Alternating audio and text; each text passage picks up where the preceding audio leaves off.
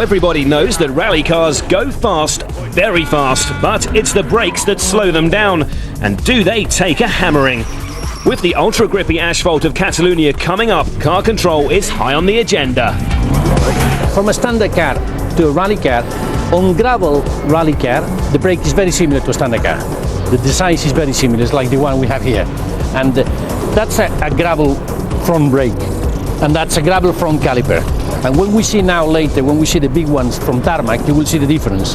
Obviously on tarmac, there is much more grip on the road, so you need to stop the car and you need to use the brakes more. Like in Spain, for example, you use much more the brakes than you will use in a gravel event like Mexico. That's the size of the tarmac disc that we're going to use in Spain. So if you compare with the other one, it's much bigger. And of course the same goes with the caliper. The caliper is much bigger as well. That you cannot compare this to a standard car at all. They are made of steel, both of them, same material for both of them. And if you put them, here, you can see clearly. If you make a shot here, you can see clearly the difference between gravel and tarmac. It's quite obvious. In Spain, it's particularly bad because it's a tarmac event, and you have more grip and you have higher speed. So you want to stop the car, and with the slicks, you need someone to help you. And the bigger you have it, the better it will be. You put the pads here, and then you put the disc, and then of course the pads with the pressure that you put, it puts pressure on the pad and gets the disc, and then it stops the car.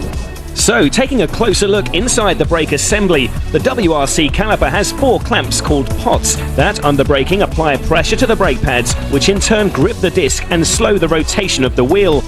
Teams mark the discs with coloured paint to record the incredibly high temperatures generated. The green paint burns off at 480 degrees Celsius, the orange at 540, and the red at 610 degrees. And of course, brake failure is one thing you don't want. The brakes and the steering are the things you don't want to fail. If a damper fails or if it breaks, very rarely you will have a big accident. If a brake fails or the steering breaks, you can have an accident and you can get injured. So those are the things that you have to make sure that they are 100%.